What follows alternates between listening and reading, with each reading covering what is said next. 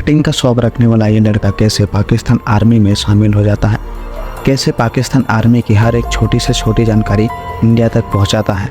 लेकिन पाकिस्तान आर्मी की जासूसी करते करते ही ये पाकिस्तान में शहीद हो गया, जिसने अपनी पूरी जवानी पाकिस्तान में गुजार दी देश की, लेकिन वही देश ने उसके लिए कुछ नहीं किया। कहानी है रॉ एजेंट रविंद्र कौशिक की। साल 1971 वेस्ट पाकिस्तान और ईस्ट पाकिस्तान के बीच लैंग्वेज को लेकर हुई वार में इंडिया ने ईस्ट पाकिस्तान का साथ दिया था और उसे आज़ाद करवाया था, जो अभी बांग्लादेश के नाम से जाना जाता है। इंडिया की इसी दखल अंदाजी की वजह से पाकिस्तान को हार का सामना करना पड़ा, लेकिन इससे पाकिस्तान काफ़ी नाराज़ था इंडिया से, और इंडिया से बदला लेने के लिए पाकिस्तान कुछ भी कर सकता था। पाकिस्तान की हर एक चाल जानने के लिए इंडियन आर्मी को पाकिस्तान आर्मी की हर एक छोटी से छोटी जानकारी चाहिए थी। पाकिस्तान आर्मी की हर एक छोटी से छोटी जानकारी भी इंडिया के लिए बहुत ज़रूरी थी। इंडिया को ज़रूरत थी एक ऐसे जासूस की जो दुश्मनों के बीच में रहकर दुश्मनों की सारी जानकारी इंडिया को भेजता रहे, और इस काम के लिए चुना गया रॉ एजेंट रविंद्र कौशिक को। पर रविंद्र कौशिक को ही क्यों?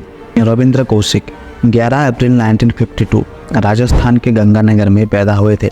रविंद्र के पिता J.M. कौशिक वो भी एक एयरफोर्स ऑफिसर थे, और देश के लिए कुछ करने का जुनून बचपन से ही था रविंद्र के अंदर। रविंद्र कौशिक बचपन से ही एक्टिंग का शौक रखते थे।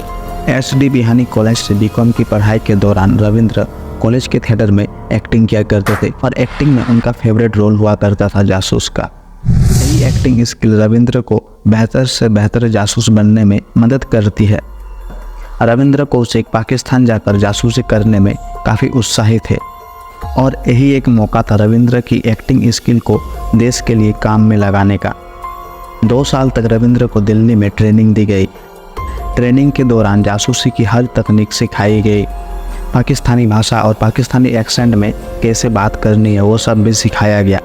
यहाँ तक कि रविंद्र को खतना भी करवाना पड़ा ताकि किसी को उन पर 1% भी शक ना हो। फिर 1975 में रविंद्र कौशिक को पाकिस्तान भेजा गया, नए नाम नए पहचान के साथ। तब उनकी एज सिर्फ 23 साल थी। रविंद्र का नाम बदलकर नबी अहमद शाकिर रखा गया। रविंद्र पाकिस्तान पहुंचते ही अपने काम पर लग गए थे। खुद की पहचान छुपाकर पाकिस्तानी लोगों के साथ लोकल एरिया में ही घुल मिल कर रहने लगे। इस दौरान उन्होंने पाकिस्तान के फेक सर्टिफिकेट, फेक डॉक्यूमेंट सब बनवा लिए थे, और इन्हीं सब डॉक्यूमेंट और फेक सर्टिफिकेट को दिखाकर पाकिस्तान की कराची यूनिवर्सिटी में LLB में एडमिशन ले लिया। कराची यूनिवर्सिटी से LLB करने के तुरंत बाद रविंद्र पाकिस्तान आर्मी में शामिल हो गए। इन कई सालों तक रविंद्र एक बार भी इंडिया नहीं आए थे। पाकिस्तान आर्मी में सर्विस करने के दौरान ही रविंद्र ने पाकिस्तान आर्मी के लिए काम करने वाले एक टेलर की बेटी से शादी कर ली, जिसका नाम था अमानत, और उनका एक बेटा भी हुआ। अब तक रविंद्र पूरी तरह से घुल मिल चुके थे, उन पर किसी को 1% भी शक नहीं था। फिर रविंद्र को एक ऐसी अपॉर्चुनिटी मिली जिससे कोई खोना नहीं चाहता। रविंद्र को प्रमोशन मिल गई, वो भी मेजर की पोस्ट में। इस मेजर की पोस्ट ने रविंद्र को काफ़ी मदद की पाकिस्तान आर्मी की हर एक छोटी से छोटी खुफिया जानकारी जुटाने में। वो साल 1979 से लेकर 1983 4 साल तक खुफिया जानकारी पहुंचाते रहे इंडिया तक।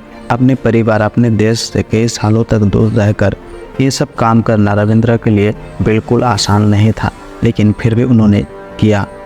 यहाँ तक तो सब ठीक ठाक चल रहा था, लेकिन रॉ की ही एक गलती की वजह से रविंद्र के साथ कुछ ऐसा हुआ जो कभी रविंद्र ने सपनों में भी नहीं सोचा था। साल 1983 में रॉ ने एक नए जासूस को पाकिस्तान में इनायत नाम देकर रविंद्र के कांटेक्ट में रहने के लिए, लेकिन इनायत की कुछ गलतियों की वजह से इनायत को पाकिस्तान इंटेलिजेंस ने धर दबोचा। फिर रविंद्र कौशिक का भी राज खोल दिया इनायत ने।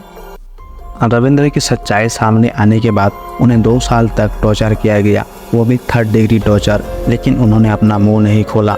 जेल में रहने के दौरान भी रविंद्र ने पाकिस्तान में कैद हुए इंडियंस की जानकारी देते रहे। इस वजह से उन्हें कभी भी एक जेल में नहीं रखा जाता था। फिर 1985 में पाकिस्तान ने रविंद्र को फांसी की सज़ा सुनाई, लेकिन इस फैसले को सुप्रीम कोर्ट ऑफ पाकिस्तान ने बदलकर उम्र कैद की सज़ा सुनाई।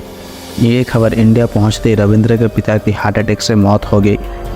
रविंद्र कौशिक की मां अमला देवी और उनके भाई राजेश्वर नाथ कौशिक ने भारत सरकार को कई सारी चिट्ठी लिखी रविंद्र को छुड़ाने के लिए, लेकिन भारत सरकार की तरफ से कुछ भी खास रिस्पॉन्स नहीं दिया जाता था। पीएम अटल बिहारी वाजपेयी ने रविंद्र की मां को एक लेटर में सांत्वना देते हुए लिखा था, रविंद्र अब तक पकड़े नहीं गए हैं, पाकिस्तान आर्मी की एक हायर पोजीशन पर है और देश के लिए अभी भी काम कर रहे हैं। लेकिन सच सबको मालूम था। 16 साल जेल में रहने के बाद 2001 में पाकिस्तान के मुल्तान सेंट्रल जेल में अपना दम तोड़ दिया। जेल में ही रविंद्र की तबीयत काफ़ी ख़राब थी, लेकिन भारत सरकार ने रविंद्र के पास दवाई तक नहीं पहुंचाई। मौत के बाद रविंद्र को उसी जेल में दफन कर दिया गया। कहा जाता है भारत सरकार ने रविंद्र की डेड बॉडी को भी लेने से इनकार कर दिया था। जो भी हो, लेकिन ये सच है, रविंद्र कौशिक को जितना सम्मान मिलना चाहिए था वो उन्हें उनकी मौत के बाद भी नहीं दिया गया। रविंद्र की इसी बहादुरी की वजह से रॉ ने उन्हें ब्लैक टाइगर नाम दिया था। उन्हीं से इंस्पायर होकर एक द टाइगर फिल्म बनाई गई है। ऐसे वीरों को मेरा सत सत प्रणाम। जय हिंद।